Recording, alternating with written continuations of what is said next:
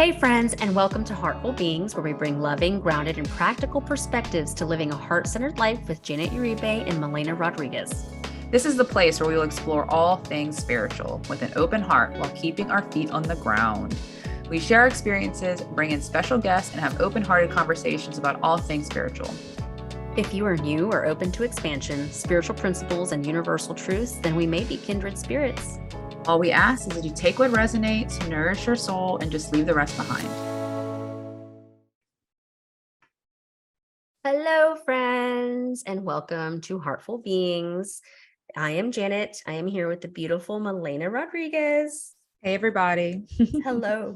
Hello. Okay, so friends, Milena and I obviously mentor people. And when we mentor or coach or whatever, like that line of work is for the day, we see our own mirrors and patterns in it. And it's been really neat for us lately. We were just talking about this right before we hopped on, that we've been seeing some of the patterns that we ourselves have gone through among our clients and with friends and family and so on. That being the case, we really came up with today's topic, which is a resistance of healing, or a resistance of healing a relationship. And how we will come up with all of these excuses or reasons why that storyline has to continue. So what ended up happening is, right when we started talking about this, I just kept seeing the words he, she, they, them over there, the external. And when we were starting this work, it was hard for us too. We would live in the external, she's the problem, they're the problem. In my specific case, and you'll hear me talk about my mom a lot, because my mom and I used to have a very strained relationship. Like, it was very toxic. And through my healing, she's gotten her own healing, but it took this level of ownership of realizing it's me. Yeah. It's me. It's that Taylor Swift song that we have all been hearing lately. I'm the problem. It's me. But we've been so conditioned in society, even the way that storylines play out in books, movies, scenarios, right? It all is literally set up as like a play of, let me show the victimization that happens to this character here. Mm-hmm. And it won't look like victim. It'll just look like the underdog. It'll just look like the person who's having to experience this contrast to such a degree, to such a level, that you want to villainize these other people. But the truth is, that's just a condition that we've started over the years, centuries, who knows, probably millennia. But the truth is, the second you are able to stop pointing that finger in the external direction, you will find yourself starting to really look at where those other fingers are pointing back, which is you. This is not anything new in like personal development circles, but now we're asking you to go deeper with it, because what ends up happening is what Milena is really good at articulating this, because there's been moments where I've come to Milena and been like, this is happening. Yeah.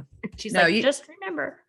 Yeah, no, you did a beautiful job at like bringing this topic and introducing this topic, because we are programmed in everything about, relationships that no longer serve us and how to walk away from a relationship. And yes, there are times when relationships are so toxic, we do need to step back. And sometimes those people are not allowed back into our lives, but that doesn't mean we can't heal the relationship.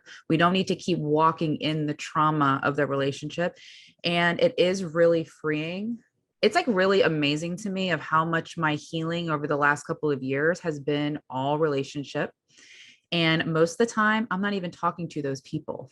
Okay. So one of the things when Jane and I were talking for this episode are some of the myths. So I just kind of want to start there before we kind of get into where we tend to hide. Okay.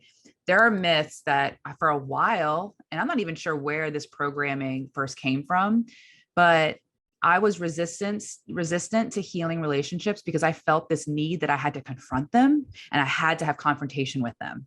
And I was like, oh shit, I don't want to do this. So I'm going to avoid, I'm going to go over here, keep talking about them, keep talking how I'm a victim, keep talking how much they've hurt me, and keep going along the story instead of doing my own internal healing work. So when I first got into mentoring myself and I was just ready to start healing relationships, primarily with my own mother too. I wasn't even talking with her at the time. I did all of this healing internal work with help of my mentor at the time, and with finding community, and with understanding how that those relationships are our biggest teacher. They're meant to have our soul grow. Um, and it's not their fault, and it's not my fault. So there's also this idea, I think, in spiritual community, that we brought things onto ourselves. Okay. Yet some of that may be true depending on the situation. I also want to make it very clear to everyone out there, like, it is not your fault you were in a toxic, abusive, or, dangerous situation, either relationship. But it's when we step out of it and we are ready to start healing and get rid of the resistance and go inward, which I just said a lot of things there. It does take time to get to the point when you're actually ready to heal the relationship, right? It can be really freeing, right? And we don't have to let that person back in our lives, or the relationship changes and you have a new dynamic, and a dynamic you didn't even think was possible, right? Yes. And Yes, that's not the goal, right? I just want to make that clear too. Like, the goal isn't always to let this person back in your life, but if you do have that person in your life and just it becomes a better relationship, then that's amazing, you know? yeah. And these things can like follow you generationally too. So like a lot of my clients, I work with a lot of women. Mhm. I have some guys in there too, mostly women. Um, there's so much trauma with women. Yeah. So they'll grow up and they won't heal some of their issues that they had with the women roles in their life, with the mother, with the sister, with the cousin, with the best friend. And suddenly they're kind of shocked to see that the similar dynamics are now playing out with their adult daughter. Yeah. So that being the case, the finger pointing continues. Yes. So what I really want to explain to you guys is that you don't necessarily have to go backwards. You don't have to always go backwards to get this healing. Like, let me tell you what, I did a lot of work around my ex-husband. You think I was going to go marry that guy again? No, no. But when I did this work and what that looks like, what does that work even look like, right? It looks like getting into a place of, all right, so fine, it is no one's fault. Everyone had a role. Everyone took an action or an inaction. Everyone decided to have a perspective that creates new reality or reinforces a reality that you may or may not resonate with. But the premise here is that there is learning. Mm-hmm. So when you're really surveying and observing the life, right? Because we just talked about the first stage is pointing the finger, and the myth that the person still has to be alive to heal them is not true. The myth, like you said, that they have to be in your life or present isn't true. But if this person passes, it doesn't mean that you cannot heal them. If this Yes. person is removed from your life, it doesn't mean you cannot heal them. But what can happen is that when you start serving and you collect information, friends, from how this served you, what you gathered there, what did you learn? What did you acquire? How did you become stronger? How did you become more vulnerable? All of these dynamics really, really are a piece of a huge puzzle that we're not conditioned or trained to learn how to work. Mm-hmm. I cannot tell you how many fires I have created in my own personal relationship with my partner just in the last couple of weeks. Pressing buttons, seeing what happens. And at first I would get into guilt about it. Like, oh no, Janet, you did it again. Why are you doing this? And then, okay, take a breath. Forgive yourself. There are two things happening. One, you're seeing patterns that don't resonate with you anymore. Two, you're also learning as you go, like learning to walk as you move through a relationship that you actually care about. And then three, I know I'm causing some triggers on his end that also serve purpose Mm-hmm. for his healing. So it's really quite beautiful if we honor the collectiveness of healing. But yes, friend, why are we avoiding it? Yeah, the avoidance. I mean, we all do it, every single one of us. And also, some of the avoidance serves purpose too, because sometimes we're just not ready. Or I know for me, I'll be like, I know I need to do this, but I'm actually not in a place where I'm ready to take on all that that would encompass. Right. Yeah. So the avoidance can also be a safety mechanism. Right. But if I'm in avoidance the whole time, then I become angrier, lonelier. I get more anxiety. I continue. Let's talk about that too, where we tend to hide. Okay. Victimization. Like, look what this person did to me. Can you believe they did this? I'm just the victim, victim, victim. Okay. We blame other people. Like, look what they did. That's the pointing the finger. avoiding. And a big one that I did a lot was committing to the story, right? Who was I without the story? Like, this is how I grew up. This is what happened to me. And I could never see anything out of it.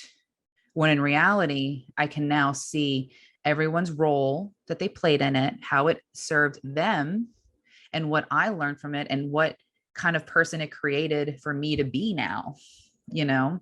But that whole idea that we have this story that we just get really committed to, and that becomes our identity. Oh And then my another gosh. place we'll hide is in the trauma or the wound of it, because it can be comforting, as weird as it is. I know we could all probably relate to this. Being in that pain can become addicting too, or being in that trauma. Or if you're a person that grew up in a very hostile environment, you create hostility in your life because that is comfortable, right? Dang, girl. And that's what, yeah, go ahead.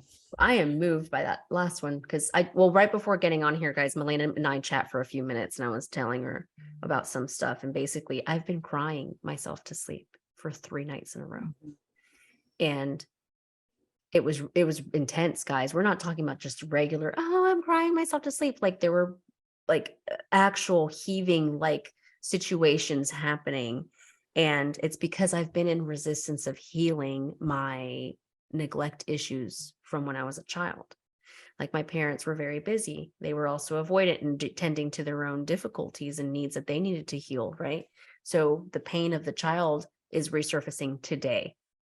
By the way, I didn't have to bring my parents into my bedroom Mm-hmm. to heal this, but I did have to cry. And that was the biggest part of my healing. I had to cry and allow the pain to surface and come out because, damn it, I didn't do it then. Back then, I was just mad. I was just Yes. frustrated. I was just lonely. But because I didn't do it back then, there's no time, there's no space. That inner child still exists today. And she was really ready to release it. Because the thing is, that's another thing, guys. And this applies to Melena and I right now. We committed to doing this platform. We committed to a new reality. And when you commit to doing like a new project and you say, all right, this is what I'm doing, and you start showing up to put the energy there, get ready for contrast, get ready for Yeah. things to show up, because guess what? The universe is showing you your own boundaries, your own limitations, your own unhealed shit that you have not addressed so that you can step into the next role. So the purging process is normal because a part of you has to die. Mm-hmm. Like there's an entire neural path that has to stop firing. There's an entire identity that has to stop being. There's an entire way of being that has to stop playing out in order for you to become the new in the rebirthing process. So and think about birth, guys. Birth is painful for a baby. We talk about what the mama goes through. We're squeezing a massive watermelon out of something the size of a lemon, okay? Birthing is painful. I know. But the death that we go through, and the death is often, friends, a paradigm that dies. And making room for that paradigm to die also comes with a grieving process. Yeah. So a lot of times when you heal, you have to go through these like there's stages, right? Like Melena, you're gonna have to go here because Melena's gonna know a lot more about the stages of grief Yeah. than I will. But can you give us a little bit of insight on that? Because I think that this is your Yeah. What I do want to hit on that you've mentioned is the processing of the emotion.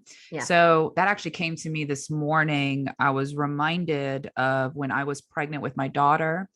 I was like 7 months pregnant, and we had to put my poor Benny boy, our dog, our German Shepherd he almost made it to his 15th birthday, which is a long time for a Shepherd. We had to put him down when I was like 7 months pregnant. And I was devastated. I really wanted our firstborn to meet our first human baby. And I had this idea of how it was going to work out, and it just wasn't. He was done. He knew a new soul was coming in, and he had done his service, and he was just such a good boy. But what happened later, I get a lot of condolences because people knew how close I was with this amazing dog. He was just the best. And I remember one text really pissed me off. It was like, "Oh, I'm so sorry what happened to you. But don't be too upset. It'll hurt the baby." And I was like, that's not true. Like, I know that's not true, because If I kept all that grief inside my body, that's not good for the baby. Oh, Okay. But what I already intuitively knew at that point was I'm going to go lay on the couch after that horrible vet appointment where I still had a little bit inside me thought I was still bringing him home that day. Like I was still definitely in denial, like, oh, they'll just give him a shot or something and he'll be fine. But no, like it was his time to go. I'm getting teary eyed just thinking about it because it's so difficult. Anybody who's had to go through that. But I sat on the couch and cried all night. And me and my husband both were just like, you're crying. Okay. I'm okay right now. I'll go make us some dinner. I don't want to eat. Okay. Now I'm crying. And it was just this constant, every time I was like, well, I don't have to feed the dog, and every time we were reminded that he wasn't there, we were crying. But that was so healthy. That was so natural, that it helped me process the grief, I think, faster. And not to say that if had I not done that, I wouldn't have processed the grief, right? Because you don't know. But grief is such a natural process and the emotions need to be moved through. They're not meant to be covered and submerged and hidden and avoided for too long. Granted, had I had to go to work that day, I might have avoided my emotions for several hours until I had the space to grieve, right? Or not, the process is individual. There's no judgment, right? But when we're ready to heal a relationship, like Janet is saying, part of us does have to die. The old story, if it no longer serves you, it's time to put that story up. Like it's you become aware of more patterns. You become aware of how things served you. You start to see how you grew from that trauma, how resilient you became from that trauma, how you're now able to, all the empaths out there, everyone is a little bit of an empath, I believe, how you can relate to other people and have compassion for others who've gone through similar traumas. It all does serve purpose, even though it's horrible and heart-wrenching and terrible. But acknowledging that side of ourselves is so important when we're healing a relationship. And I want to get into the forgiveness part, as it is one of the stages in grief. We're not necessarily forgiving horrible things that person may have done to you. Okay. It's really, the forgiveness is nothing about that other person. It's the forgiveness you have to give to yourself, because we always carry some judgment of that relationship, right? Or there's some like, oh, if I would have done this, I should have done this, I could have better done this. Putting all of that and coming to peace with whatever your list looks like, right? That forgiveness is the most healing and transformative.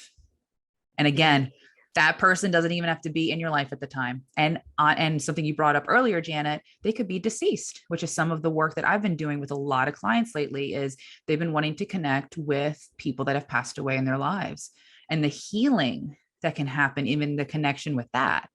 Super cool. My light keeps flickering right now as I'm bringing that up. Can really be transformative. So yeah. No matter where you are in your life, you can always heal something. Oh, It's for so you. true. Yeah. It's so true. And guys, to some of you, this will be a new concept. Let's talk to our newbies for a second. Mm-hmm. There is a natural, innate tendency within humans, self included, to fight, to resist, to deny, to hold on, to grudge, to like, no, I'm getting this story tattooed on my face. Actually, you may never have a conversation with me where you don't hear about this past scenario, to the point to where like they'll marry their past person. Yes. They'll marry the parent. They'll find themselves in the same dynamic, and they'll say, no, I don't think you're hearing me. It's not me. It is them. What the universe has a tendency to do is it'll make the pattern so big, so uncomfortable, that you have no choice but to start looking inward. Mm-hmm. Okay. And there's wisdom in that too. Sometimes you'll hit those places and feel like, oh my God, I'm just going to run from this, or I'm going to put that person in their place. I'm going to create this new boundary. You have a right to boundaries.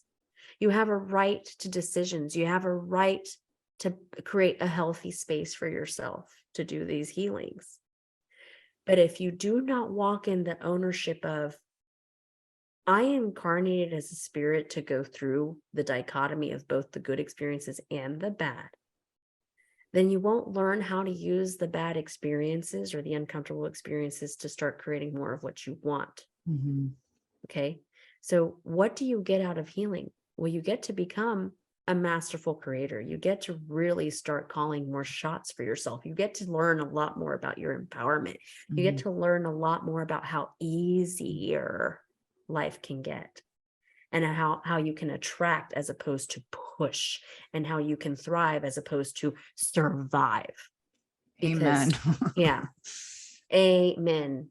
Sorry, I almost said amen, MFers. I was like, hold on. This is I know. But when you were just saying about the thriving versus surviving, yeah, surviving every day and just waking up to just get through the day is exhausting, oh no. and that's where I was for a very long time. I mean, there was moments in my life where I was thriving and I was like, oh, this is pretty fun. And then there was moments of the surviving, and you can always kind of go back and forth. But now what Janet's touching on so beautifully is like the empowerment and the new perspective I have of when I am just surviving. I'm like, oh God, today I'm just trying to get through the day. Um, I got less judgment on it, and I have more of an understanding and perspective of how it can serve me. Like, what is this actually showing me today? Oh, well, I'm not going to do this again. Like I know now what I don't want, and I'm not going to keep focusing on all the things that are happening bad, and staying in that energy. I can make the perspective switch to be like, well, now I just know what I don't want. And that's Yeah. okay. And that's okay. Right. And I think when you're healing relationships, that gets shown to you when you're doing that work. Like that'll get shown to you like, well, that's something I won't stand for anymore. That's something that old me was okay with, but this new me that's being born, like not okay with that. Or you know what? That was really fun. I want more of that. Like that's what I want in relationship. Um, and then you start doing like an inventory, kind of where you're at. And also, let's bring up this, Janet. We're not just talking about relationships with human beings. We're talking about relationships with money. We're going to have probably several episodes on that. I see that in our future, but relationships with money, relationships with creating and manifesting, relationships with what am I missing here? Oh my Like gosh, with your mentality, with your with your mentality, with yeah. yourself. Uh-huh. Yeah, there's so many relationships that we walk around. It's Yeah. not just the humans. Yeah. And one of the reasons I'm bringing that up, like we're bringing this up, what do you get out of it? Well, the thing is, right now you're not getting anything out of healing a relationship because probably you haven't consciously done it before. Like, right? Like when you Mm-hmm. haven't consciously and like purposefully, intentionally healed something, you don't even know what the other side of it looks like. Mm-hmm. You don't know until you know. And then here's one thing that happens once you know. I think I had a lot of grieving around that. Like once I was like, if this is real, why didn't anyone tell me? Like I've been suffering for 30 years and no one told me this was possible. And like Yeah. God. Yeah. I haven't had like there's been a lot of victim moments like that too, guys. And it's okay. You work Like, through it. You flow through yeah. it. And I've been laughing at myself a lot more lately because I'm literally sometimes creating my own telenovela. Okay. Like that's really happening. And I'm like, sometimes, sometimes I'll like be watching and now I'm like, I give the telenovela names like John and Susan. Okay. And I'm like, John, don't you know? Right. Like I'm playing out storylines that are insane in my brain and then they're funny at the same time. Um, but the idea being this, friends, you will when you are in such a place with your relationships and there's such toxicity, there's such pain, isolation, loneliness, frustration, wondering when does this end, going to therapy, going to all of these things that everything has its place too, by the way. We've talked about this many times before. There's a place for therapy, there's a place for medication, there's a place for this. We believe you need help, get it. Yes. Everyone is at a different stepping stone. But when you're really ready to finally heal a relationship, shit will blow up. You'll be presented with the opportunity many times sometimes, but Mm-hmm. it's usually one that's just big enough for you to say, all right, enough. I am ready to look deeper. Yeah.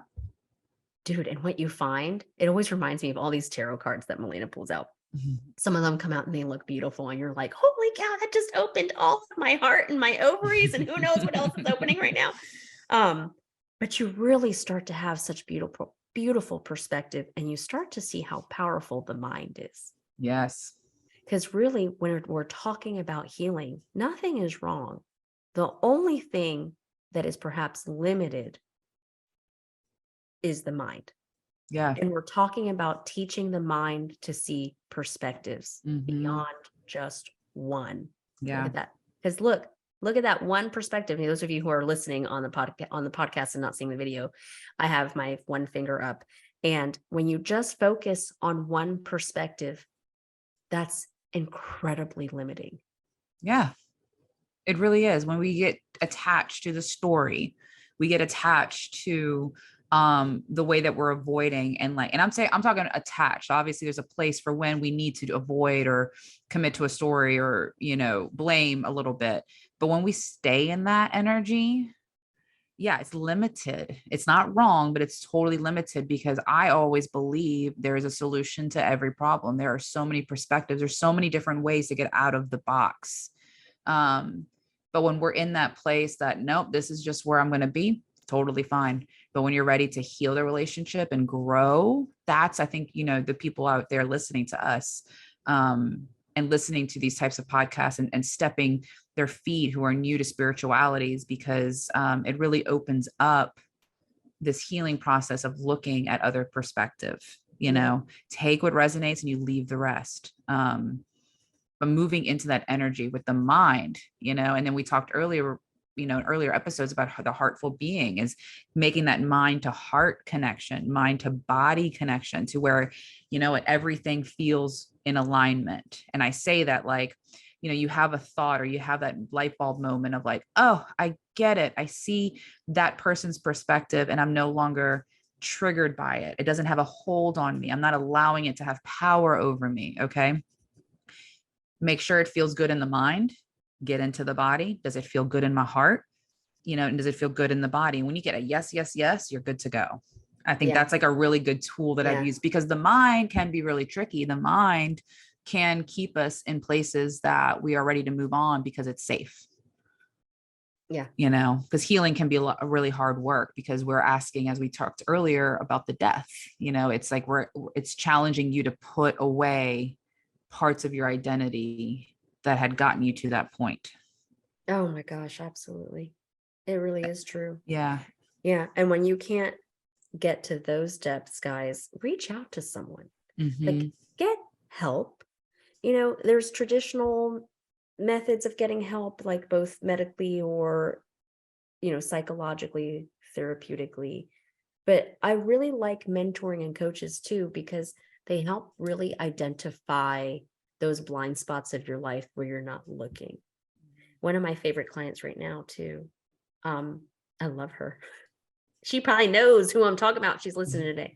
I was telling her, she keeps seeing these patterns in the external, the new courtship, the new boyfriend, the new this, the new person, the new friend, the older version of my child, all of her showing her mommy patterns, but also her standing in the refusal to possibly even believe that the mother could still be part of the problem, because she basically buried her living mother, 15 years ago. She's not even in my life anymore. How could she possibly be the problem? Coaches and mentors can really help you pinpoint where these true root sources are. And if you don't get to the root source of it, you're just really kind of living in the superficial open, like what would you, those revolving doors, I'm talking about, that you we used to squeeze in as kids. It's like in comes in the next person, in comes in the next person, in comes in the next person. And there's the same version, same pattern, same storylines of everything we saw before. Yeah. The mother. Always goes back to childhood, guys. I mean, it is what it is. And if you're a mom out there like we are, and we're constantly like, are we traumatizing our kids? Are we causing this? Are we doing this? Sometimes we have to put it on the shelf too, and just be like, you know what? I'm doing the best job I can today. I'm showing love, I'm showing support, and we will figure out when we need to figure out, right?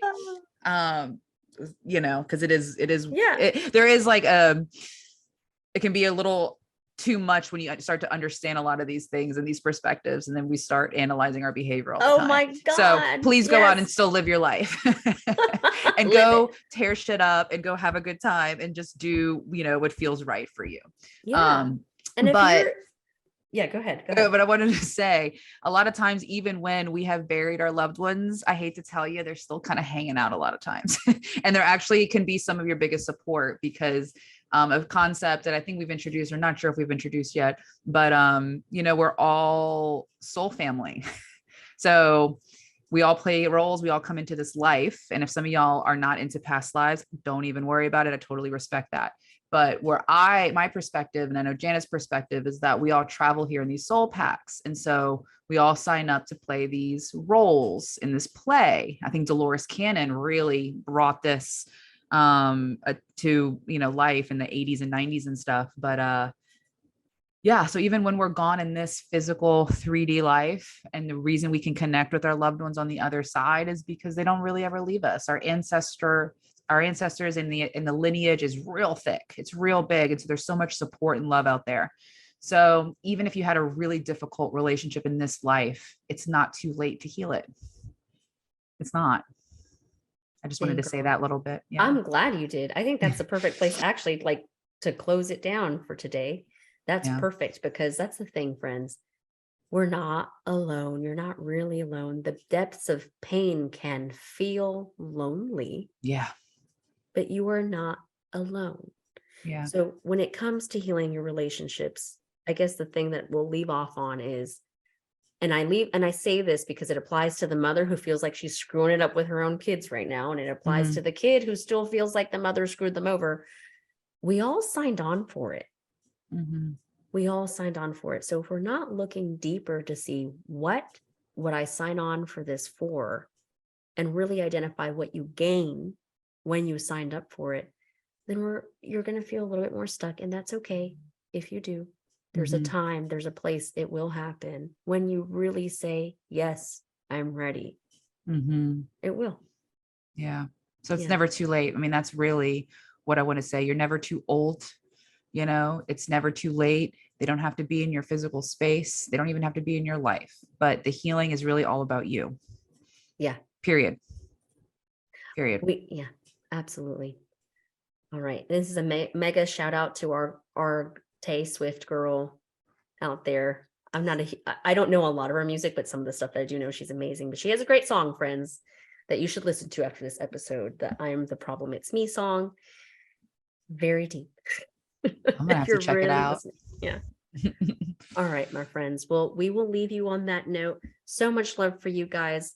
Love holding space for you. Love those of you who hold space for us, because you'll also be watching us do our own healing live sometimes for all we know. And actually, this just came through. If you're listening, I would love to invite you to our Facebook page or Instagram page and let us know your journey on healing some difficult relationships, because you also can be inspiration for other people who are looking for more support. So tell us your story, because I'd love to hear that. The healing journey. It's so different for everybody, It is. All right, friends, y'all have a beautiful day. Okay. Bye-bye. Bye, everybody. If you liked what you heard today and want to see more about our offerings and gifts, please join our email list at heartfulbeings.com. Follow us on Facebook, Instagram, and YouTube at Heartful Beings. Please note that all of our perspectives and views of the following content are ours and aren't necessarily a substitute to our holistic views and approaches to healing. Both of us believe in the numerous support tools available to all, which include and are not limited to therapy, mental health treatment, medical prescription, and other types of traditional or alternative health care.